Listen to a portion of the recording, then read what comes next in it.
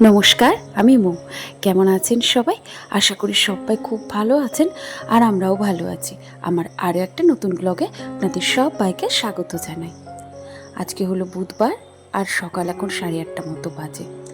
গতকালকে আমাদের বাড়ির সমস্ত কাজ কমপ্লিট হয়ে গেছে। সমস্ত বলতে এই মুহূর্তে যেটুকু করানো ছিল, সমস্ত ঘরগুলো পালিশের কাজের কথাই বলছি, সেটা হয়ে গেছে। আর রঙের কাজটা তো অনেক দিন আগেই হয়ে গেছে, কারণ একটা মাত্রই ঘর রং করার ছিল। আর বাকিগুলো এখন আর অতটা আর্থিক পরিস্থিতি ভালো নয় যে সমস্ত ঘরগুলো একসাথে রং করব, তো সেগুলো আর এখন হলো না, তবে পরে অবশ্যই করব। আর একটা বাড়িতে যদি মিস্ত্রি লাগে তাহলে তো জানেনই কতটা ধুলো, কতটা বালি, কতটা নোংরার কাজ হয়। তো এই কারণে এখন আমাকে আবার সব শুরু থেকে শুরু করতে হবে, মানে কোথা থেকে যে পরিষ্কার করব আমি নিজেই ভেবে পাচ্ছিলাম না। তো আজকেই দেখুন, এখন ওদিকে আমি জলখাবারটা করব, আর সেই সাথে সাথেই ভাবলাম আস্তে আস্তে একটু একটু করে কাজগুলো এগিয়ে রাখি। কালকে সিঁড়ির তলায় এই যে সিলিংটা দুটো তুলেছি, তারপরে এই যে ঢপটা দেখছেন, এটা আমাদের এসির কভার। তো এসির কভারের মধ্যে অনেক কিছু রাখা হয়েছে, যার ফলে বাইরের জিনিস কিন্তু দেখতে পাওয়া যায় না, তবে দেখতেও ভালো লাগে। একটা জায়গার মধ্যে একত্র করে রাখা আছে। তবে সিঁড়ির ওপরটায় ভীষণ ধুলো পড়েছে, তাই ভাবলাম একটু ঝাড় দিই, পরে যদি সময় করে উঠতে পারি তাহলে মুছে নিতে হবে। আর কি বলুন তো, রেগুলারের কাজ তো থাকেই, রেগুলারের বেসিক যে কাজগুলো সেগুলো তো আমরা করেই থাকি, তবে তার মধ্যে এক্সট্রা কাজ যখন হয়ে যায় না, তখন সেই কাজগুলোকে মেনটেন করা অনেকটাই কষ্টকর হয়ে ওঠে। আর অবশ্যই আমি গতকালকে রাত্রিরে শুয়ে কিন্তু প্ল্যানটা করে রেখেছিলাম যে কী করে আজকে কোন কাজের সাথে কোন কাজটা করব। কি জানেন তো, বুদ্ধি করে যদি কাজ করা যায় না, একসাথে অনেকগুলো কাজ কিন্তু হ্যান্ডেল করা যায়। একটা সুন্দর সাজানো গোছানো পরিপাটি সংসার আমার মনে হয় প্রত্যেকটা মেয়েরই কিন্তু স্বপ্ন থাকে। আর সেই সংসারটাকে সুন্দর সাজিয়ে গুছিয়ে পরিপাটি করতে গেলে প্রয়োজন শুধু একটু ধৈর্য, অনেকটা পরিশ্রম, আর সাথে থাকবে প্রচুর ভালোবাসা। তবেই কিন্তু একটা সংসার কিন্তু সুন্দর করে ওঠে। আজকে আমার এই সুন্দর সাজানো সংসারটার পিছনেও লুকিয়ে রয়েছে আমার কঠোর পরিশ্রম আর সাথে ভালোবাসা। বেলায় রুটি করে নিয়েছিলাম, আর সাথে করেছিলাম চা, এইটুকুই করতে পেরেছিলাম। তো রুটি চা দিয়েই আমরা খেয়েছি, আর সাথেই একটু বসে নিউজ শুনলাম। এখন তো বাড়িতে সর্বত্রই নিউজ চলে, এমনিতেই আমাদের বাড়িতে কিন্তু সবসময় নিউজ চলেই, তবে আজকে একটু বেশিই চলছে, কারণ প্রত্যেক দিনই এই মুহূর্তে এখন মানে টিভির সামনে নিউজ পর্দায় আর কি রয়েছে আরজি করের ঘটনা। কি মানে মানে এত নৃশংসতার সাথে মানে ঘটনাটা ঘটেছে, সেই ঘটনাটা কারোর মানে চোখ এড়িয়ে যাওয়ার আর কি নেই। যে সারা জীবন যে নিউজ দেখে না, সেও কিন্তু নিউজের সামনে বসছে। তাই যাই হোক, সকালবেলায় খাওয়া দাওয়াটা করে নিয়ে না সোজা রান্নাঘরে চলে এসেছি। আর আজকেই দেখুন, আজকে করবো একটু চিকেন, কারণ আমার মেয়েটার শরীরটা ভালো নেই, একটু জ্বর জ্বর রয়েছে। তাই জ্বরের মুখে তো ওই জন্য কোনো কিছু ভালো লাগছে না, তাই ওর বাবা একটুখানি চিকেন এনেছে।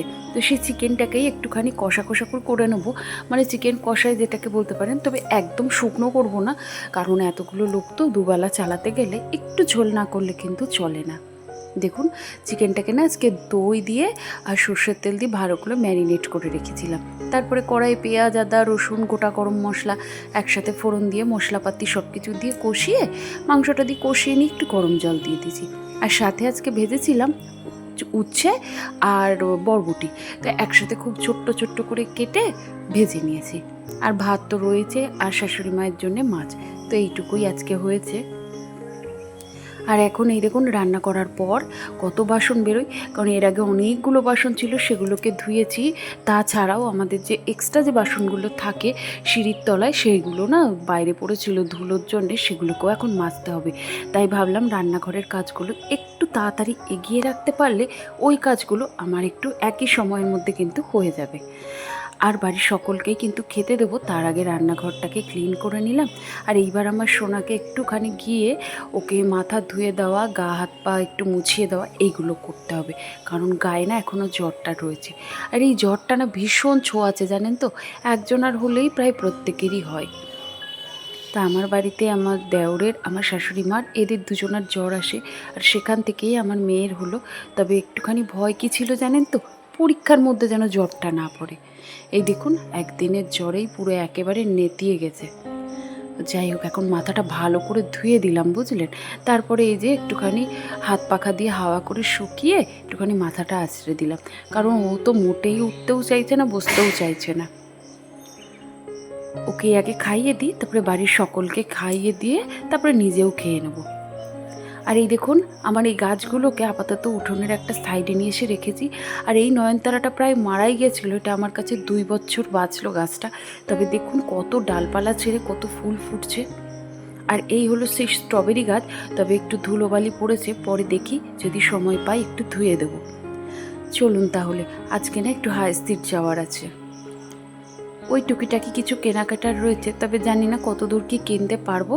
তবে একটা খুব প্রয়োজনীয় জিনিস কেনার রয়েছে, যেমন হচ্ছে ঘরের পর্দা।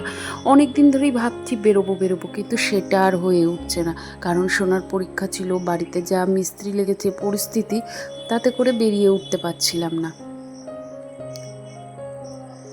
আর এই দেখুন, এখন মা মেয়েতে গল্প করতে করতে মোটামুটি রাস্তায় বেরিয়ে পড়েছি। এই রাস্তাটা হেঁটেই যাব, তারপরে আসার পথে গাড়ি করেই চলে আসবো। তবে আমরা দুজনে যখন বেরোই, যাওয়ার সময়টা না হেঁটে যাই, তবে হেঁটে যেতে বেশ ভালো লাগে। আর গল্প করতে করতে এই দেখুন বাস স্ট্যান্ড অব্দি চলে এসেছি। দেখেছেন কি জল, বৃষ্টি হয়েছে জানেন তো। তবে আমাদের ওই দিকটায় খুব ভালো করে হয়নি, তবে এই দিকটায় দেখুন একবারে জল জমে গেছে। চলুন রাস্তার দিকটা পার হওয়া যাক, কারণ এখন রাস্তাঘাটের পরিস্থিতি এতটাই খারাপ। এই দেখুন, আমাদের এখানেও প্রায় মিছিল বেরিয়েছে, ওই যে ওই আরজিকর ঘটনা নিয়েই বেরিয়েছে।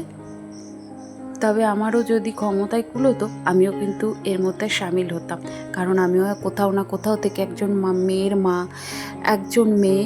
তো একজন মেয়ে হিসেবে, মা হিসেবে সবসময় আমাদের উচিত এই যে মানে ইয়েটা চলছে, মানে বিচার চাওয়ার যে একটা আন্দোলন চলছে, তাতে মনে হয় আমাদের প্রত্যেকেরই একসাথে মিলে প্রতিবাদ করে প্রতিবাদটা আরও জোরালো হওয়া উচিত। আর এই দেখুন, এই দোকানের পর্দার কালেকশন কিন্তু অনেক। তবে এই মুহূর্তে যেসব পর্দাগুলো দেখছিলাম ভীষণ মানে দামি এবং হাই কোয়ালিটির, তবে অত দাম দিয়ে আমার এখন পর্দা কেনার ক্ষমতা নেই। তবে যেটুকু পারলাম চলুন বাড়ি গিয়ে আপনাদের দেখাবো। আর এই যে গোটা রাস্তাটাই দেখুন, সামনে তো জন্মাষ্টমী, তাই বিভিন্ন রকমের জিনিস বিক্রি হচ্ছে। তবে গোপালের জন্য বস্ত্র কিনবো, তবে সেটা আজকে নয়। আর এই যে রাস্তায় এসে কুলফি খাবো না বা আইসক্রিম খাবো না, সেটা তো হয় না।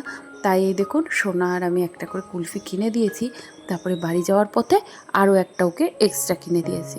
চলুন তাহলে, টোটোয় উঠে পড়েছি, বাড়ির দিক যাওয়া যায়। আর এই রাস্তা ধরেই যেতে বললাম টোটোওয়ালাকে, কারণ সামনেই আমাদের বুড়িমা মন্দির রয়েছে, সেখানে একটু প্রণাম করে নেওয়া হবে।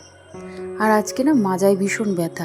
গতকালকে রাত্রিরে না ওই যে সিলিন্ডার দুটোকে টেনে বাইরে থেকে ঘরে তুলেছিলাম, তাতে করে আমার না একটুখানি সমস্যায় পড়ে গেছি। একটু বলতে প্রায় অনেকটাই। আগের দিনকে এতটাই আমার পেটে টান লেগেছিল যে সেখান থেকে পুরো ব্যথায় আর কি কুঁকড়ে গেছিলাম। তো তার থেকে আজকে অনেকটাই ভালো রয়েছি, তবে ব্যথাটা একটু রয়েছে, বুঝলেন। তো ওই জন্যে আর আসার সময় হেঁটে আসার আর মানে রিস্কটা নিলাম না। আর এই দেখুন, এই পর্দাটাই কিনেছি। 5 পিস পর্দা, মানে 2টো করে জানলা আর একটা দরজা। তবে সব মিলিয়ে এটার দাম পড়েছে প্রায় 1250। বলবেন তো কেমন লাগলো। আর এই দেখুন, এখন আবার সেই নিউজ শুনছি, আর আমার শাশুড়ি মা দেখবে গীতা এলএলবি, আর আমি চা করে নিয়ে বসলাম। তাহলে আজকের ভিডিওটা কেমন লাগলো অবশ্যই কিন্তু জানাবেন। যদি কোথাও ভালো লেগে যায় প্লিজ একটা লাইক করে দেবেন। তাহলে চলুন আজকের ভিডিওটা আমি এখানে শেষ করছি। সবাই খুব ভালো থাকবেন, সুস্থ থাকবেন। দেখা হবে খুব তাড়াতাড়ি। শুভরাত্রি।